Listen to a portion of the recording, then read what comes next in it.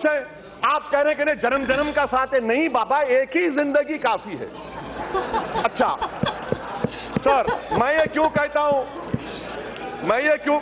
अब सर जो शादी कर रहे हैं, जिनके पास बीवी है, उनको मालूम, इसीलिए सब हंस रहे हैं। सबको मालूम क्या तकलीफ है। बाहर आकर तो सब जिंदाबाद, ये सब कहेंगे, हमारे घर में सब क्या होता है मालूम। अच्छा सर। हाय हेलो अस्सलाम वालेकुम रहमतुल्लाहि व बरकातहू। वेलकम बैक टू नज़ान react channel. This is Irfan Ali from India. और आप सभी कैसे हैं? उम्मीद करता हूँ आप सभी बहुत अच्छे होंगे। मैं भी अल्हम्दुलिल्लाह बहुत अच्छा हूँ। तो आज का एपिसोड है बैरिस्टर असदुद्दीन ओवैसी साहब का, जो कि स्पीच दे रहे हैं लोकसभा में।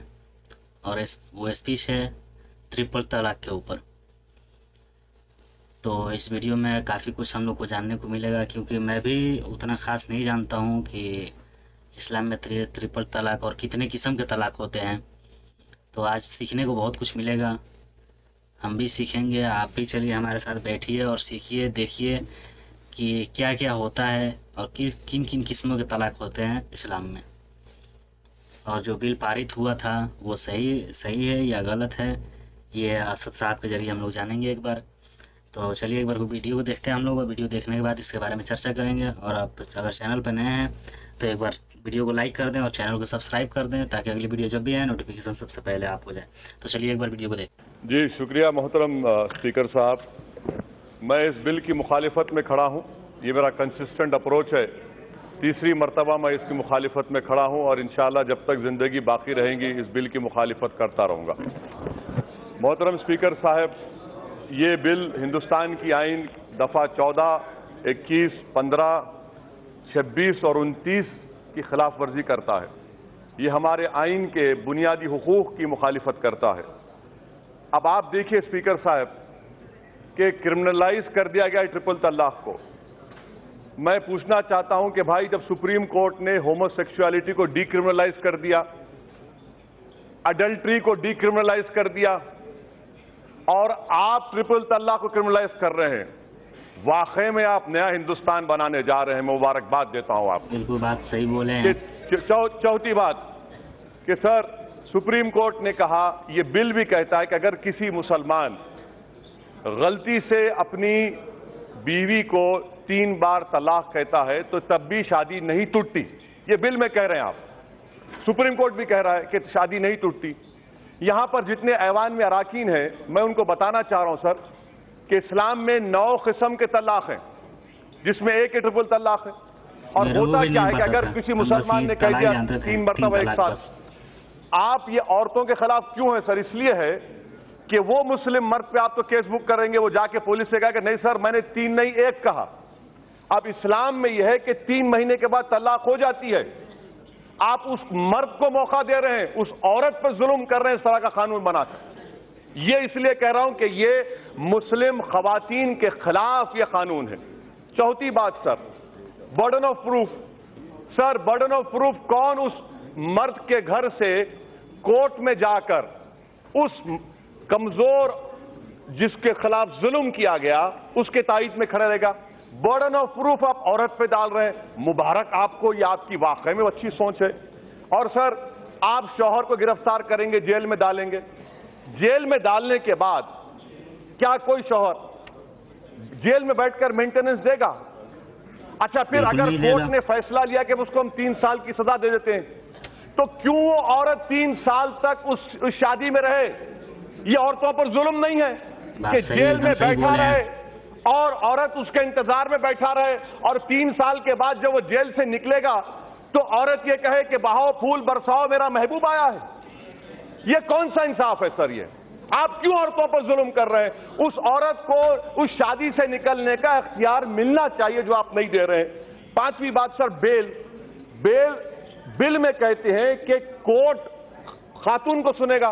सर होम मिनिस्टर बैठे हैं, किसी मर्डर केस में आप विक्टिम को नहीं सुनते? बेल देने का इख्तियार, डिस्क्रेशन, प्रोसिक्यूशन बहस करता है इंडिपेंडेंटली और कोर्ट फैसला देता है। ये आपने तय कर दिया कि ना मर्डर में है ना 307 में है, आप बोल रहे हैं कंपाउंडेबल कब होगा? आप महिला पर डाल रहे हैं। 498 में ऐसा नहीं है। डोमेस्टिक वायलेंस में ऐसा नहीं है। डोमेस्टिक वायलेंस का कानून इस्तेमाल होगा तो एक ऑफिसर अपॉइंट होता है जो जाकर मियां बीवी से बात करता है, फिर वो रिपोर्ट देता है।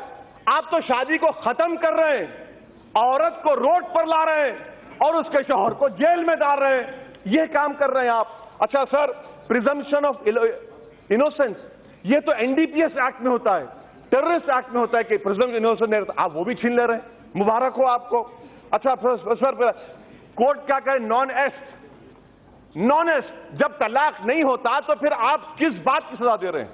मैं भी एक कानून का स्टूडेंट हूं, एक्सेस रेस है ही नहीं, एक्सेस रेस हुआ ही नहीं, मगर आप कह रहे हैं कि हम सजा देंगे। अच्छा सर, पॉस्को एक्ट आप तो बड़ी नीयत से बना रहे हैं, गवर्नमेंट कह रही है। अच्छा, Kailash Satyarthi Nobel prize winner का आज स्टेटमेंट पढ़ा, वो कह रहे हैं सर कि गुजरात में बच्चों पर जो रेप होता है उस केसेस को मुकम्मल करने के लिए 55 साल लगेंगे, कन्विक्शन रेट 9% है। इस तरह के हिसास केसेस में आप सजा नहीं दे सक रहे और आप इंसाफ करने निकले। अच्छा, मुबारक हो आपको, आप शायद करेंगे। क्रिमिनल जूरिस्प्रूडेंस में 3 साल की सजा सर, 153A, 233 उसमें 3 साल, इसमें 3 साल को उससे मिला रहे सर। आपका 3 साल is against the basic criminal jurisprudence sir. अच्छा सर, आप आखिर में खत्म कर रहा हूं सर, आपका मकसद क्या है? मैं हुकूमत से सिफारिश आपके जरिए, बोलते हैं आप लोग कुछ बोलते नहीं, ठीक है, मैं आपको बोल रहा हूं, इस्लाम में निकाहनामा है, आप एक कंडीशन लगाइए कि कोई मुस्लिम मर्द अगर अपनी बीवी को ट्रिपल तलाक देता है तो जो मेहर का अमाउंट होता है उसका 500% देना पड़ेगा। Violation of a condition will lead to conviction and to prison also. इस्लाम में शादी जो है जन्म जन्म का साथ नहीं है सर, ये एक कॉन्ट्रैक्ट है, इस जिंदगी की हद तक है और हम उसमें खुश हैं। आप कह रहे हैं कि नहीं जन्म जन्म का साथ है, नहीं बाबा, एक ही जिंदगी काफी है। अच्छा सर, मैं ये क्यों कहता हूं, अब सर जो शादी कर रहे हैं जिनके पास बीवी है उनको मालूम, इसीलिए सब हंस रहे हैं, सबको मालूम क्या तकलीफ है। बाहर आकर तो सब जिंदाबाद, ये सब कहेंगे, हमारे घर में सब क्या होता है मालूम। अच्छा सर, आर्टिकल 26 का वायलेशन क्यों है? आर्टिकल 26 का वायलेशन क्यों है? आर्टिकल 26 में रिलीजियस डिनोमिनेशन को इख्तियार है अपने राइट को प्रोटेक्ट करने का। सर, मैं हिंदुस्तान में मुसलमान होमोजिनस नहीं है, हनफी हैं, शिया हैं, अहले हदीस हैं। अब आप मेरे को बताइए, मुख्तार नकवी साहब चले गए, उनसे पूछ लीजिए कि शियाओं में सेगा है, अहले हदीस मानते हैं, हनफी नहीं मानते। बार बार जो इस्लामिक ममालिक का एग्जाम्पल देते थे, आप पढ़ लिया करिए। अल्जीरिया में शाफाई है, केरला में शाफाई है, ईरान में शिया है, तो सर ये गलत तरीका है और हमको इस्लामिक ममालिक से मत मिलाइए, वरना रेडिकलिज्म बढ़ेगा। मत मिलाइए हमको इस्लामिक ममालिक से मतलब नहीं, हमको हिंदुस्तान से, भारत से मतलब है। अच्छा सर, मैं आपको बात बता रहा हूं सर, अब आप देखिए सर, ये सरकार की नीयत देखिए, साफ नीयत। मी टू जब मूवमेंट चला, ग्रुप ऑफ मिनिस्टर्स की रिपोर्ट कहां गई? आपने ग्रुप ऑफ मिनिस्टर्स को डिसबैंड कर दिया, आपने अपने एमपी के खिलाफ एक्शन नहीं लिया। ये आपकी महिलाओं से मोहब्बत, मुबारक हो आपको। अच्छा सर, 23 लाख हमारे भारत में हिंदू महिला हैं जो शादीशुदा है मगर अपने हस्बैंड के साथ नहीं है। कहां गई आपकी मोहब्बत भाई? सर खत्म कर रहा हूं सर, मैं कमजोर हूं सर, आप भी 2 तो भगा दिए, अब आप भी।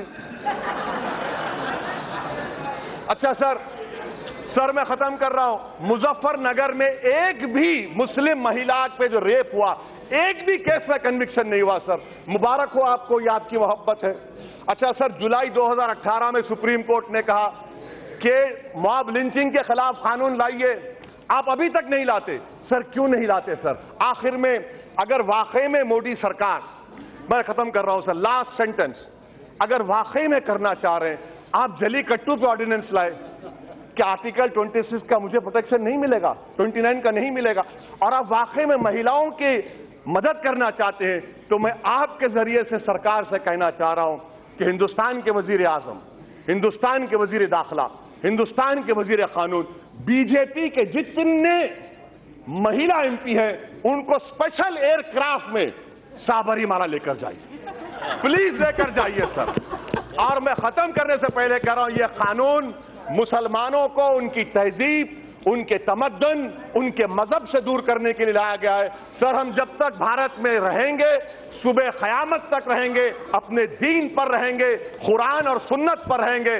कानून बनाने से सोशल ईवल का खात्मा नहीं होता, वरना औरतों पर जो जुल्म हो रहा है वो कानून से खत्म नहीं हुआ। और राजीव गांधी ने जो कानून बनाया, मैं आपको कह रहा हूं, उसको सुप्रीम कोर्ट ने अपहेल्ड किया। अपने इल्म में इजाफा करो और अपनी जहालत का सबूत मत दीजिए। यह कानून जुल्म करेगा मुस्लिम महिलाओं के खिलाफ, इसीलिए मैं इसकी खिलाफ वर्जी करता हूं। शुक्रिया। वीडियो को देखें आप लोग, माशाल्लाह। जब ये स्पीच देते हैं ना असद साहब, तो दिल करता है कि बस सुनते ही रहो। और बातें भी ऐसे फैक्ट बताते हैं, पूछो मत। ये जितनी भी बातें बताए हैं, इनमें से कुछ ही बातें मैं जानता था, बाकी बातों से मैं अनजान था। अल्हम्दुलिल्लाह आज मैंने देखा, बहुत कुछ सीखने को मिला इसमें, हमें बहुत कुछ जाने। और जो बात कह रहे थे, सही बात है। 7 जन्मों का साथ नहीं चाहिए भैया, एक ही जन्म में तो साला पूरा गत लग जाती है। एक जन्म गुजारने में कई जन्म लग जाते हैं। हाँ, तो 7 जन्मों का वादा कौन करेगा। खैर, अगर वीडियो अच्छी लगी हो आप लोग को तो वीडियो को लाइक करें। चैनल को अगर सब्सक्राइब नहीं किया तो चैनल को एक बार सब्सक्राइब कर दे, बेल आइकन पर क्लिक कर दे, ताकि अगली वीडियो जब भी आए नोटिफिकेशन सबसे पहले आपको जाए। तो चलिए, मिलते हैं अगली वीडियो में इंशाल्लाह। खुदा हाफिज़।